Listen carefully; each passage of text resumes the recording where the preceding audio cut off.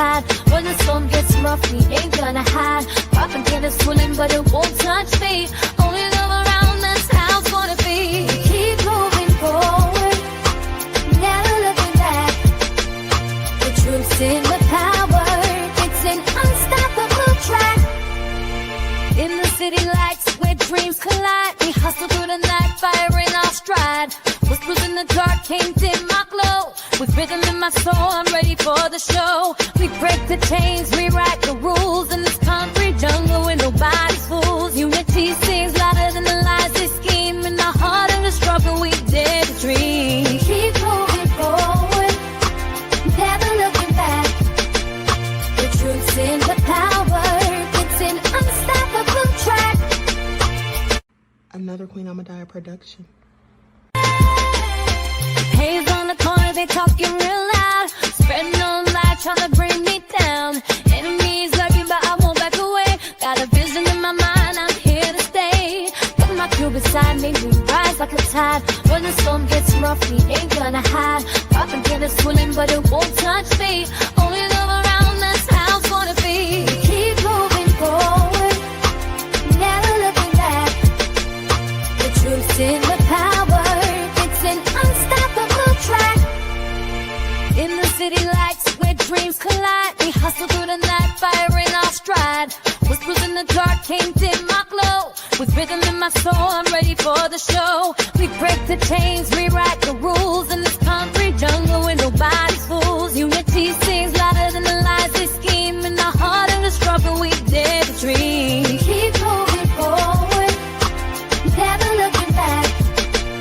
The truth's in the power, it's an unstoppable track. Haze on the corner, they talking real loud. Spreading no light, trying to bring me down. Enemies lurking, but I won't back away. Got a vision in my mind, I'm here to stay. Got my crew beside me, we rise like a tide. When the storm gets rough, we ain't gonna hide. Propaganda swilling, but it won't touch me. Only love around, that's how it's gonna be. Keep moving forward, never looking back.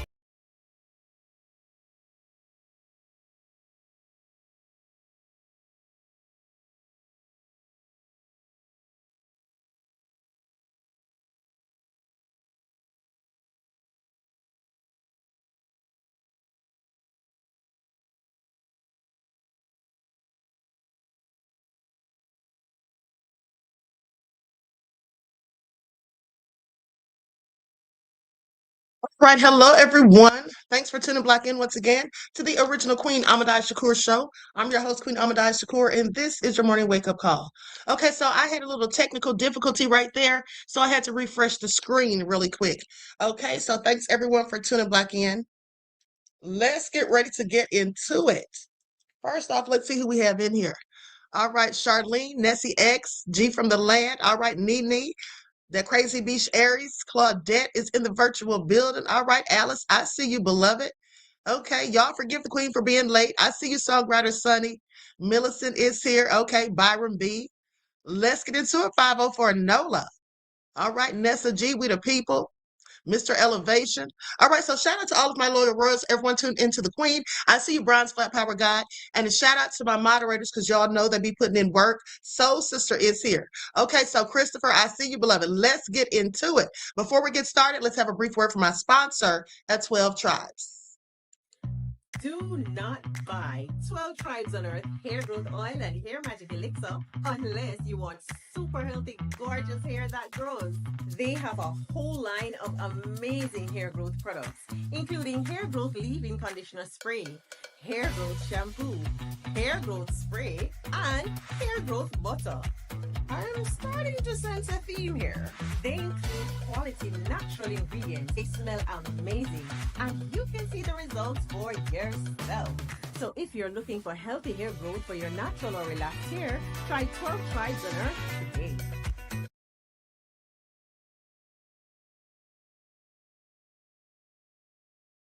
All right, so don't forget you can purchase 12 Tribes hair oil at Etsy.com. Just look for Lisa Crafts, and you can also find her products on Walmart.com. Don't forget that she sells beard oil as well. Okay, so let's get into it because this is all so messy. Now, you all know who Michael Cohen is. Michael Cohen was Trump's former attorney. Okay, now let's talk about this because this is the guy they call the fixer. And he has flipped once again. So let's get into it. So I was minding my own black business and I went over on Threads and I saw that the Midas Touch had made a post where they said, programming note, Midas Touch Network will no longer be producing or carrying the shows Political Beatdown or Mea Culpa with Michael Cohen. And I thought that was interesting. So I said, I wonder what's going on with that. Maybe they finally saw the light because as far as I'm concerned, Michael Cohen was always a snake and a low down dirty rat. And I never thought they should have trusted him. Now, I never watched those shows that they featured him on either. Now, so once they left that message, they didn't really give any specifics. And I started reading some of the comments that people were leaving. Someone said, Midas Touch has officially cut ties with Michael Cohen. Their network's integrity is strong. Anyhow, now that there's an opening in their network, oh, this is somebody trying to pitch an idea, but somebody else says, as a result of this, Michael Cohen's turning to Trump. Midas Touch has a serious problem with their credibility. Being blindsided by this Cohen isn't good for the cause. They need to release a show or release a very strong statement with some serious pushback. Okay, and then there was a black woman that left a comment saying, well, you all didn't want to listen to a black woman, and basically saying they got played. Now, here's the thing. Why would Michael Cohen flip on them and go running back to Trump? I mean, as much as the Midas Touch has done for him, I mean, of course, I'm sure they've gotten information from him as well. But the bottom line is they've helped him to grow his platform and all of that. They've given him a lot of reach as far as it pertains to his audience and everything. So why would he do that? Well, my guess is he wants to get back in with Trump because he feels like the Republicans have all the power and the Democrats have none. And also, he's likely one of the people that has the same type of mindset, i.e. racist, as Donald Trump. Because here's what I think. When I saw Elon Musk all of a sudden back out into the limelight with Trump, you know, and of course, we know Elon is a wanton supremacist. Okay, he has those types of views.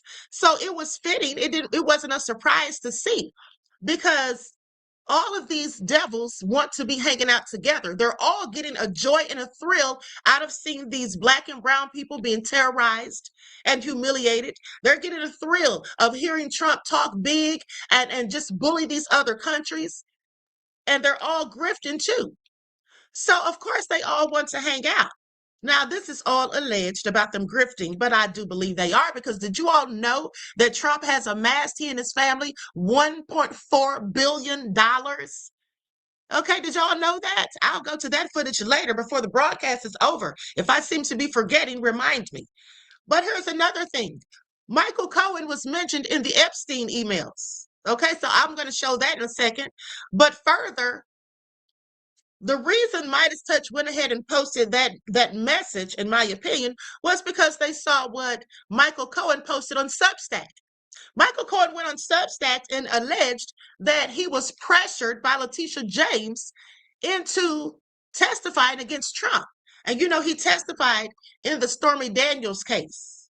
Okay? In that case, between Stormy Daniels and Trump. Now he's saying that he was basically coerced. So why would he be saying this? He's also, mind you, trying to get in good with Trump by giving Trump a win with Letitia James. Okay? That's what it also is too. So please pay attention. Now we're going to get into some of this and what people are saying about it. I'm going to first of all start off showing you the email that mentions Michael Cohen. Likes up, everyone, please. Like and share. Thank you in advance. Now, here it is. So this email says, Mike Monaco and Barry Spivak called on behalf of Cohen. They asked whether we would file a Rule 35 and requested a meeting to discuss it. I asked what had changed since we told them on April the 17th that we did not intend to file such a motion. They said that Cohen has heard Trump say things about Epstein, but would not get into detail at this time what those were. Okay, they then attempted to rehash our April 17th conversation about Rule 35 and asked for specifics about what Cohen had done to undermine his credibility. I said I would consider whether we were willing to provide more specifics. Okay, so that's the email that Cohen was mentioned in. So is that one of the reasons that he's trying to run back to MAGA? This man's always been, like I said, low down and dirty, and I would never have trusted him, because the reason they call him the fixer is because he was the one that was alleged to have been trying to pay people off and threaten people and all of that to try and make Trump's problems go away. He was referred to the fixer in one of those Epstein emails too. Okay, so that all being said, now let's go to some of the things that people are saying and also what's been reported.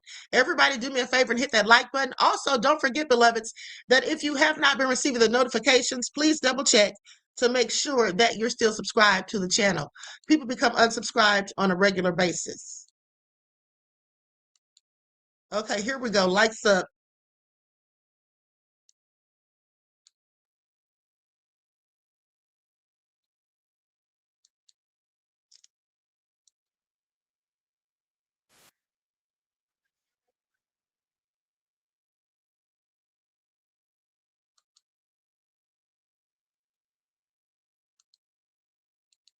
Here we go.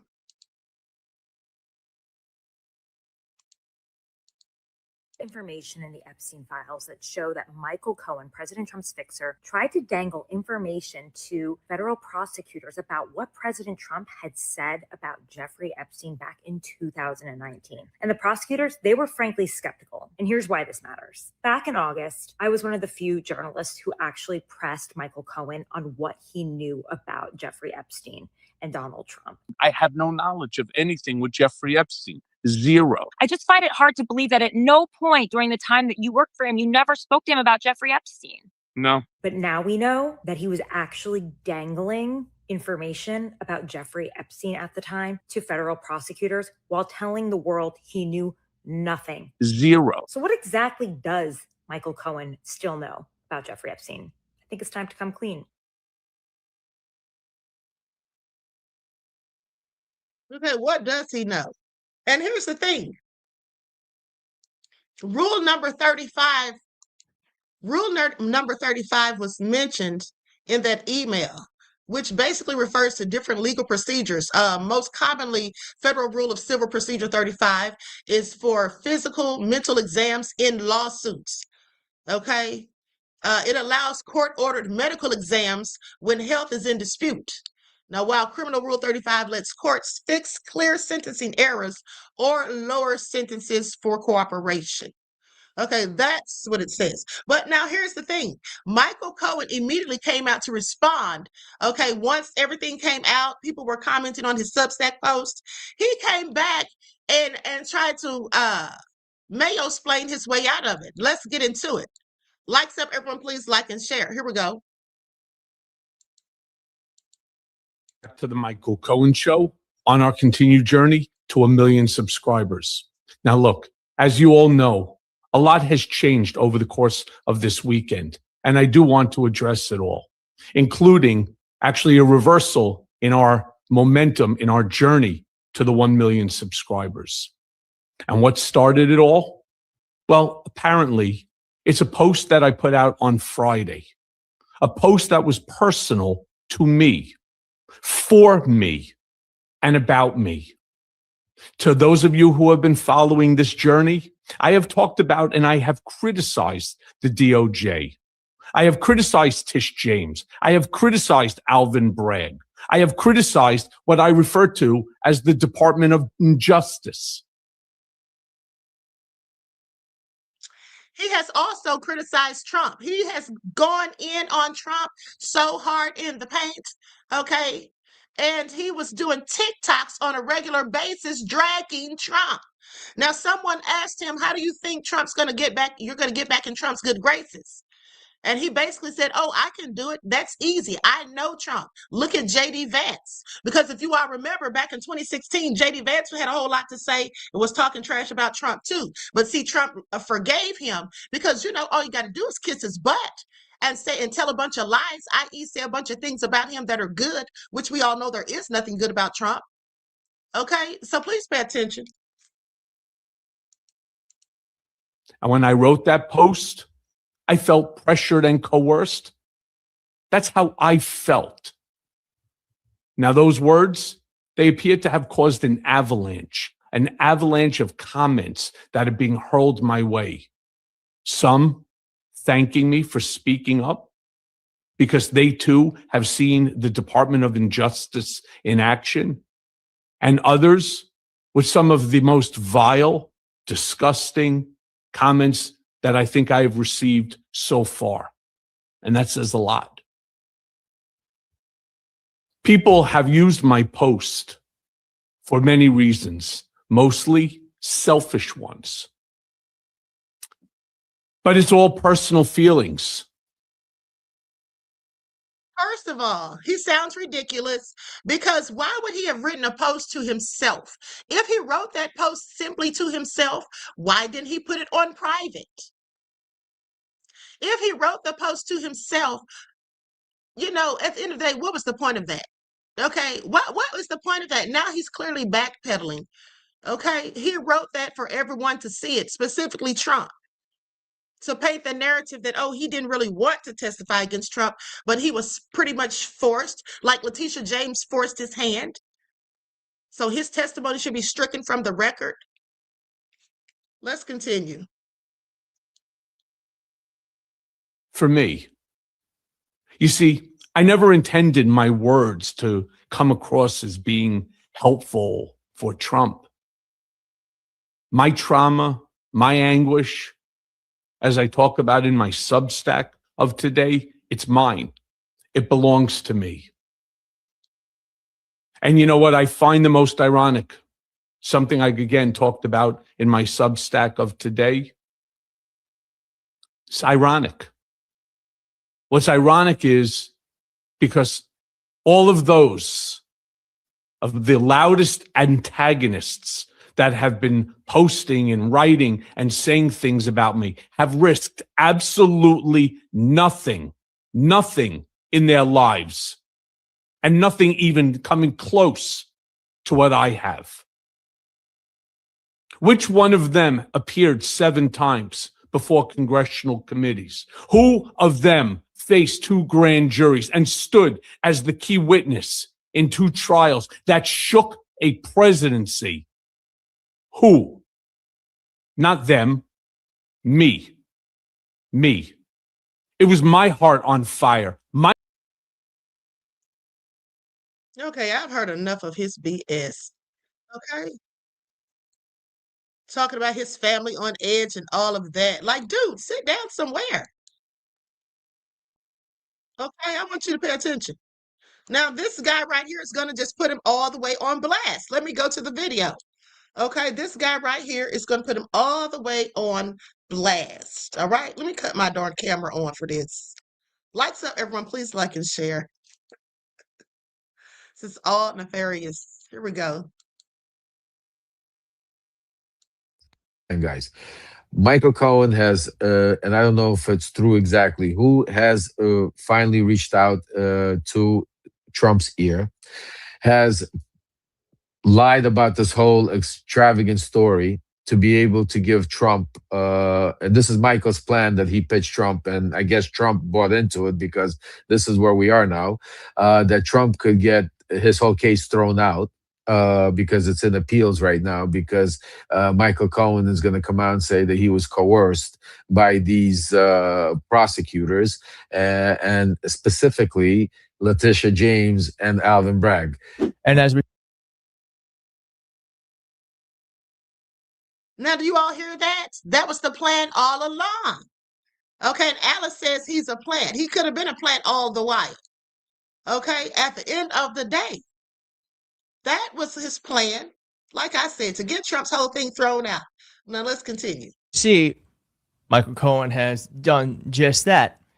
Now, we also have, and this is where I have some exclusive insights as to what happened with this allegation from Michael Cohen, but we also know something too. Now, I can now talk about this because it's out there in the open, but I know this to be true from multiple sources. So there's also these allegations asked here. Why is Cohen not spilling the beans? He defends Trump of the Epstein stuff. He, quote, can't believe it. Trump is the monster that he is, and he keeps chatting every single day in his podcast.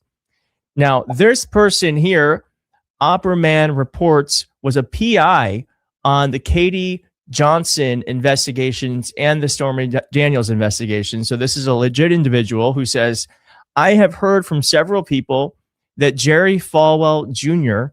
pays him not to talk about abortions and Epstein. I have heard this from people that don't know each other. So Michael Cohen, who had rebranded himself as someone who saw the light, who understood the error of his ways, this entire time, allegedly, and I've heard this too now from other sources, that he's actually being paid from evangelical pastor this entire time to stay silent on Trump's abortions and on Epstein. And with Michael Cohen now coming out and saying that he has been pressured to say the things he did in the Donald Trump case, what he's actually doing too, he is creating an environment. Now, remember, Donald Trump has been trying to go after Tish James unsuccessfully, comically. He's been trying to go after her for real estate charges and been very unsuccessful. What Michael Cohen has done right here is he's made it so that perhaps Donald Trump's appeal could go through, as Lev Parnas said. But more importantly, what he's offering Donald Trump is the ability to go after Tish James for criminal charges too. And we know that very desperately, that is something. We already know Trump would love to do that, go after this woman for criminal charges, okay? That's what this all boils down to. So I want you all to pay attention, honey, to how the devils will work together, okay? Make no mistake. That's why people like Michael Cohen, okay, Trump, anybody in that type of mind frame is never to be trusted. It just isn't. Now, let's talk about ICE. Because ICE supposedly detained a 5-year-old child, and then J.D. Vance came out to defend it. Okay, let's get into it. Also, we got to hear what AOC has to say about ICE, and also what the police chief says about ICE detaining his own officers, the ones that are black and brown. Okay, please pay attention.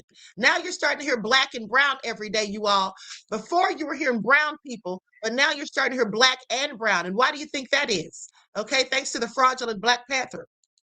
Okay, let's get into it. I'm going to share my screen. Likes up, everyone, please. Don't forget to like and share. All right, here we go. That we're standing behind law enforcement. U.S. Vice President J.D. Vance defended the actions of ICE officers who detained a 5-year-old this week during federal immigration operations in Minneapolis. Reuters obtained and verified these images of the incident where, according to witnesses, agents motioned for Liam Conejo Ramos to knock on his family's back door before he was eventually taken. The incident has sparked new outrage after weeks of unrest over the thousands of federal agents in the city. In remarks Vance made while visiting the city Thursday, the vice president accused the media of misrepresenting the event. How did we arrest a 5-year-old? Well, I did a little bit more follow-up research. And what I find is that the 5-year-old was not arrested, that his dad was an illegal alien. And then when they went to arrest his illegal alien father, the father ran.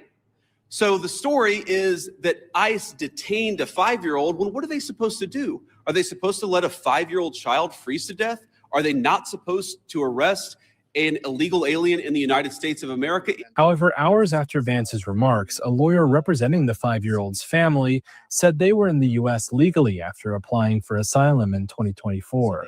They did everything right when they came in. They used the app, they made an appointment, they came to the border and presented themselves to Customs and Border Patrol.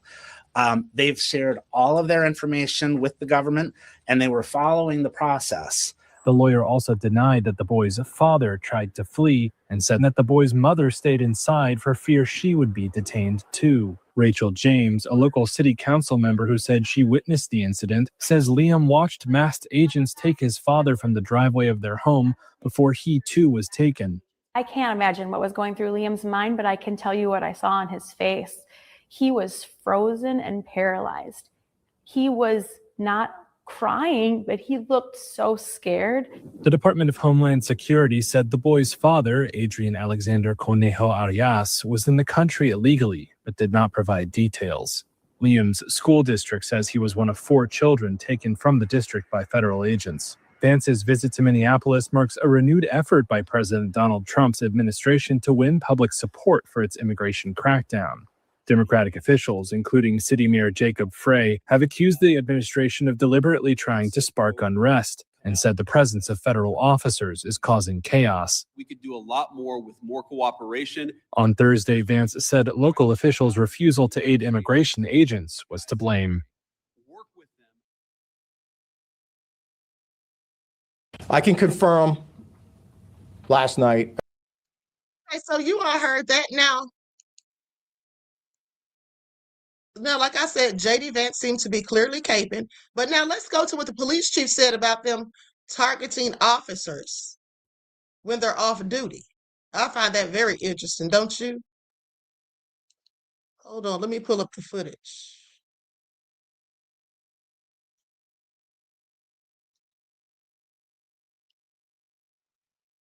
Here we go. Out of control ICE goes after local law enforcement. Okay, then Representative Ted Lieu had a press conference. Here we go.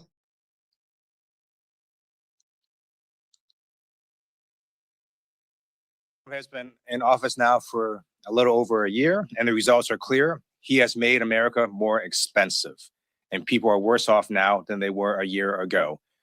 Healthcare costs are up, grocery prices are up, utility costs are up. And what does Donald Trump focus on? Greenland. I am pleased that he did say at Davos that he would not use military force to acquire Greenland. And that's because any order from the president to invade Greenland without congressional authorization would be in legal order. I also had the opportunity to go to Minnesota for the Democratic hearing on the abuses of ICE. And we heard from local law enforcement, we heard from nonprofit organizations, we heard from ordinary Americans, and some of their stories are horrific. ICE has been engaging in what appear to be clear violations of federal law. We heard that there was a detention center where they have an entire section marked U.S. citizens. That is mind-blowing. ICE enforces immigration laws, not laws against U.S. citizens. And yet, there are numerous stories of U.S. citizens being detained, being abused, being assaulted. And I want to say this. The American people have the First Amendment right to observe ICE operations. The American people have the First Amendment right to peacefully photograph ICE operations. The American people have the First Amendment right to peacefully film and live stream ICE operations. Donald Trump has sent ICE across the country to try and intimidate people and communities in various states, and the people of Minnesota said, no, we're not going to take it. We will not yield. We will not bend the knee. And every time ICE engages in what appears to be abuse, more Minnesotans show up. Every time ICE and Border Patrol engage in what appear to be unlawful actions, more Minnesotans show up and observe, film, and live stream ICE. And this is so important because the evidence that is being gathered can be used in future years. And while this administration might not prosecute ICE officers or Border Patrol officers for violating federal law, a future administration can do so. The statute of limitations for most federal crimes is 5 years. And so to the people of Minnesota and people across this country, exercise your First Amendment rights. To answer your question, ICE is out of control. And how do we know that? We now have the extraordinary actions of local law enforcement holding press conferences and issuing statements and doing interviews criticizing ICE. So let me read you what Hennepin County Sheriff DeWanna Witt said. Quote, I am seeing and hearing about people in Hennepin County stopped, questioned, and harassed solely because of the color of their skin, Witt said. We cannot let people in our communities think that our local law enforcement leadership is okay with actions that are not only wrong, but illegal. Brooklyn Park Police Chief Mark Bruley, in a press conference, said, in an attempt to record the incident, the phone was knocked out of her hands, preventing her from recording it. The officers had their guns drawn, and after the officer became so concerned, they were forced to identify themselves as a Brooklyn Park police officer. So now you have ICE agents going ahead and taking illegal actions against local law enforcement officers. And the American people know ICE is out of control because multiple polls now show that ICE is underwater. Their approval and disapproval ratings have flipped since the beginning of this year. And so we ask ICE and the Department of Homeland Security, you need to follow the law. And if you don't want your officers to be put at more risk, they need to follow the law. I'm thrilled the Republican chairman is having Jack Smith testify publicly because Jack Smith is going to tell the American people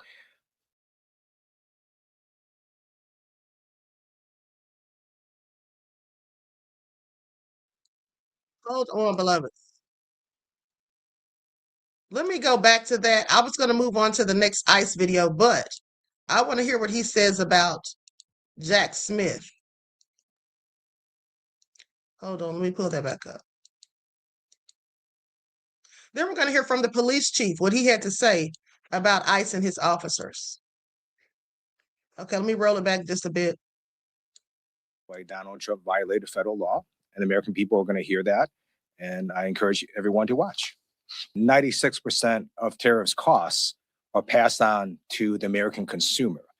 So this is how ludicrous Donald Trump's idea is. He's saying, if I don't get my way on Greenland, I'm going to punish American people even more. I mean, how dumb is that, right? By enacting even more tariffs, he's just going to hurt the American consumer even more. So we're asking the president, focus on America, not on Venezuela or Greenland, and focus on reducing costs to Americans instead of jacking them up. Okay, and speaking of that, Trump got upset. He got upset about what the Prime Minister of Canada said, Carney. And so now he rescinded his invitation. Okay, he took back his invitation for him to come to the become a member of the Board of Peace. So childish and immature. Okay, this is a whole grown man. Now here's what the police chief had to say. Now, you know it's going to be a problem now. ICE is stepping on the police's toes. They were already mad because ICE was using more authority than they were really supposed to be legally allowed. As law enforcement community have been receiving endless complaints about civil rights violations in our streets from U.S. citizens. What we're hearing is they're being stopped in traffic stops or on the street with no cause and being forced to demand paperwork to determine if they are here legally. We started hearing from our police officers the same complaints as they fell victim to this while off duty. Every one of these individuals is a person of color who has had this happen to them. One particular officer that shared her story with me was stopped as she passed ICE going down the roadway. When they boxed her in, they demanded her paperwork, of which she's a U.S. citizen and clearly would not have any paperwork. When she became concerned about the rhetoric and the way she was being treated, she pulled out her phone. In an attempt to record the incident, the phone was knocked out of her hands, preventing her from recording it. The officer had their guns drawn during this interaction. If it is happening to our officers, it pains me to think of how many of our community members are falling victim to this every day.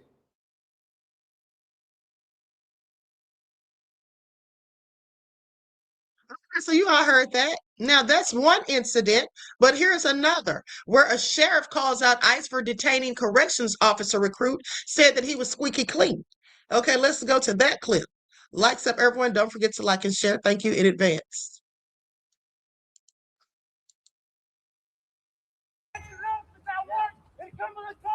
Cumberland County Sheriff Kevin Joyce confirming this is one of his corrections recruits who was detained by ICE in Portland's Bayside neighborhood on Wednesday evening. They all took off. leaving his car with the windows down, the lights on, unsecure, and unoccupied. They left it right on the side of the street. Folks, that's Bush League policing. At a press conference this afternoon, the sheriff issuing harsh criticism of how ICE acted. This was a show of force, a show of whatever they were trying to do with 7 people. Joyce says he was originally behind the federal government's effort to get criminals off the street, but this arrest and how it was done is changing his mind. We're being told one story, which is totally different than what's occurring or what occurred last night. He says this individual passed the rigorous application process to qualify as a Cumberland County Corrections Officer and was cleared to work in the U.S. until April of 2029. In fact, he was squeaky clean. Squeaky clean.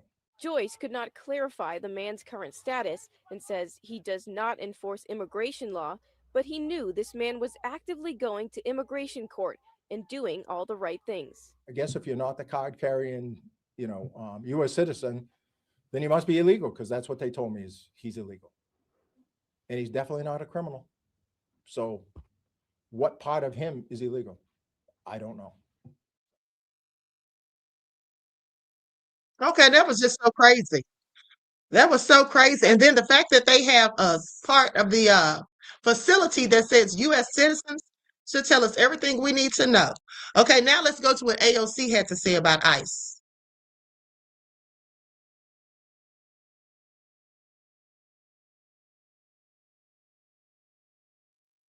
Believe ICE should be abolished, but there are many in your party who are not going that far. Is that a problem for you? I think any step in the direction of reining in and cutting the funding of an agency that is attacking U.S. citizens, that are kidnapping 5-year-olds, that are using them as bait to open doors, and that are privately circulating that they can violate everyday Americans' constitutional rights by busting into their doors, they deserve to be defunded. I'll take any step in that direction. You obviously believe ICE should be. Now, here's the thing. Supposedly, according to Cory Booker, they've cut back on the training, whereas they used to have like 5 months of training. They've lowered that to like 1.5 months. Okay. And then also, hold on, I'll just let you listen to what he had to say about it. I mean, and now they're hiring anybody and everybody, letting them start training before they even get, the background checks back. So didn't I tell you all that just days ago? I said they're probably not even, clearing the background checks on these people. This is absolutely problematic, complete chaos. We must do more. The tragic death of Renee Good has brought into clear spotlight so many of the things the Trump administration is doing to make our communities less safe. But one of the most alarming crises are issues of training and accountability standards for ICE officers. The Trump administration has cut the training down from 5 months to about 1.5 months. They have eliminated age requirements and are hiring recruits as young as 18 years old. They're putting people into training before their background checks are even complete. And so when you see people cut corners, people die. I'm continuing to lead new legislation that will bring further high professional standards and accountability to ICE officials. We must also set minimum training standards. We must ban the hiring of anyone affiliated with hate groups. We must hold agency leaders accountable. We must require every federal officer to wear a body-worn camera during public-facing enforcement actions and require that footage be preserved so that the truth can't be hidden or destroyed. What Donald Trump is doing is undercutting the strength of our law enforcement. He is diminishing and diluting standards. He is taking actions that are wholly unacceptable to the safety of our nation. We must. Okay, so absolutely, he's doing a whole lot. Now, with that all been said, that should give you an idea of why they're acting so nefarious out there.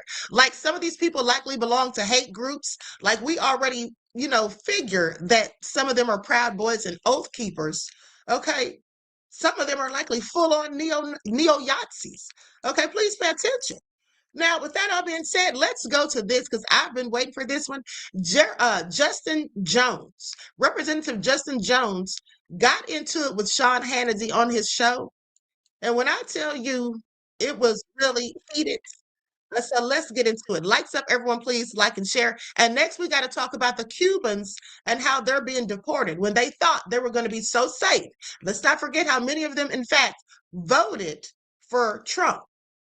Okay, now I'm going to share my screen.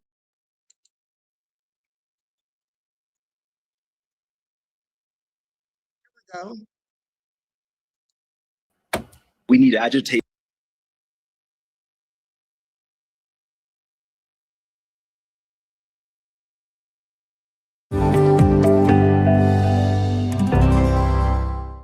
Now, other Democrats have gone as far as to compare ICE, a federal law enforcement agency, even to the KKK.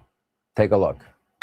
We need agitation before, collaboration. In my state here in Tennessee, we're seeing the opposite of what we're seeing in Minnesota, where we're having the state government partner with these terror agents from ICE and say, how can we expedite this and how can we increase and expand these operations in our state? And so we are saying that we must agitate before we collaborate with these forces of violence. And it's not the first time we face them. Here in Tennessee, we had another terror group who used to wear masks and hide their identities, known as the KKK.